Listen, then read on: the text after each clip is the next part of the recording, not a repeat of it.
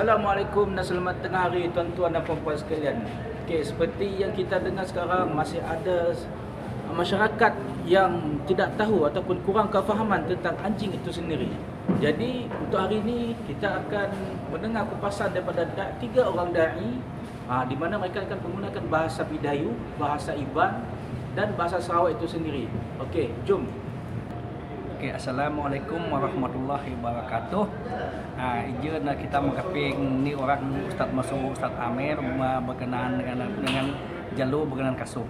Sebenarnya jalur tanah kasung ti jalur do kudip kita de habis berdaya dengan iban.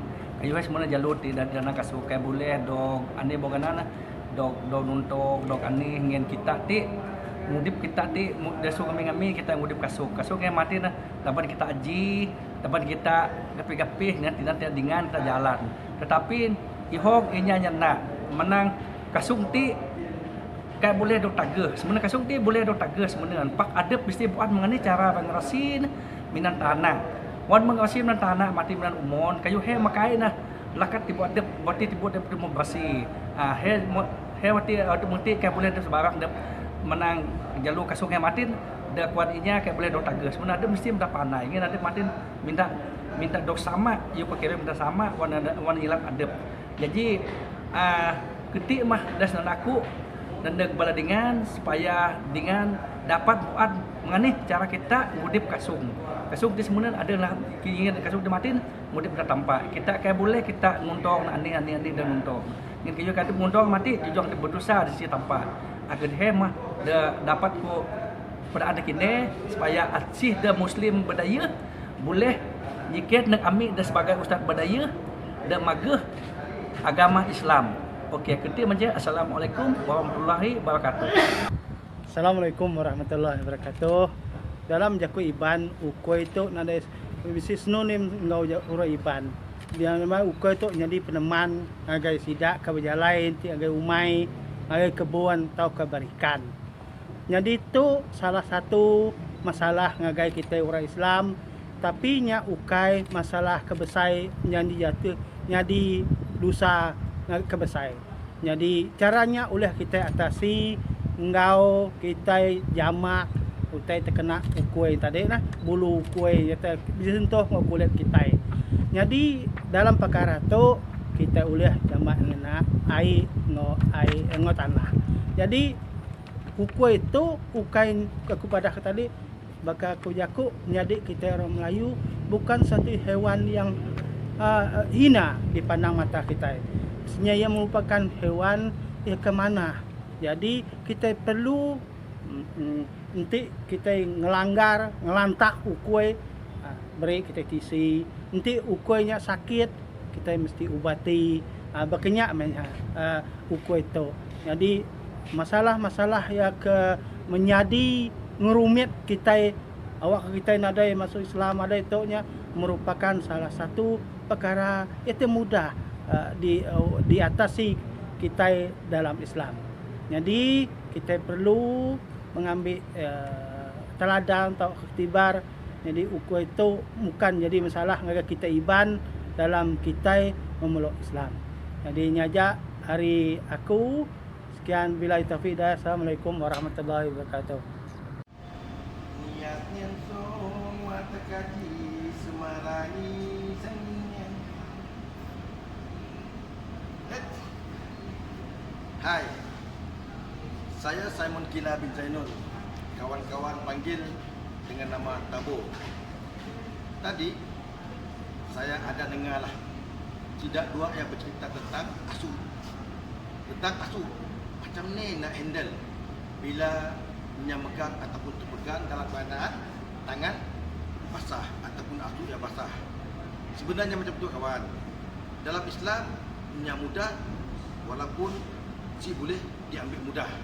Okey, in case kita terpegang asu sama ada sengaja ataupun tidak sengaja menjadi sia ada jalan keluar macam ni nak menyelesaikan masalah ya. Kita cuci tangan kita kini gaya dengan 7 kali basuhan. 7 kali basuhan di mana di antara 7 ya sekali dicampur dengan tanah. Maknanya dalam 7 air ada sekali air yang bercampur dengan tanah.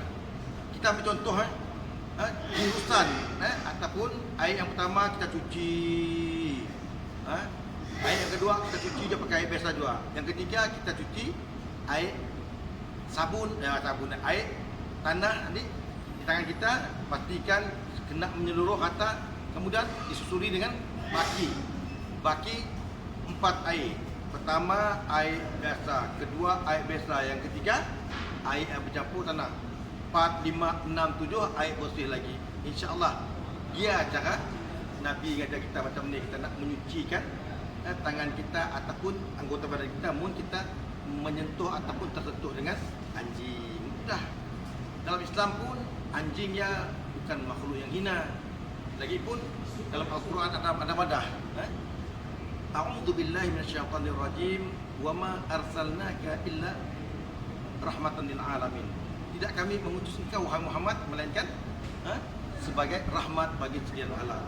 Maknanya Nabi diutuskan bukan hanya kepada manusia, bukan pula hanya kepada orang Islam, orang beriman, tetapi untuk sekalian alam, termasuklah binatang, tumbuh-tumbuhan dan benda-benda mati seperti bukit, hutan dan segala-galanya.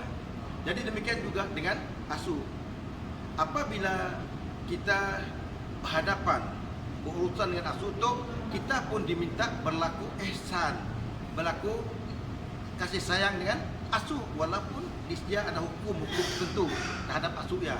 Tetapi kita janganlah apabila kita pada asu yang najis bagi kita, terus kita melayani asu dengan sepatutnya.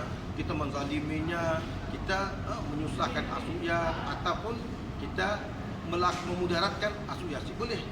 Kerana Islam itu adalah rahmat bagi sekalian alam, kepada manusia, kepada jin, kepada haiwan, binatang, kepada tumbuh-tumbuhan dan benda-benda mati. Maknanya tadi, kita hidup di dunia tu hendaklah menunjukkan kasih sayang yang berupa rahmat kepada semua makhluk Allah Subhanahu Wa Taala. Sekali lagi, termasuk dengan asu, senangnya je bah, senang. Tidak ada masalah. Cuci dengan 7 kali basuhan air. Yang mana satu bahagian daripada 7 itu, satu bahagian daripada yang 7 itu dicampur dengan air tanah. Pertama air biasa, kedua air biasa, ketiga air campur tanah, 4, 5, 6 dan 7 air yang biasa. Jadilah si susah ya. Ibu gagu-gagu nak berkelahi, ibu nak bergaduh, ibu nak bertekak. Relax je, okey? Ya,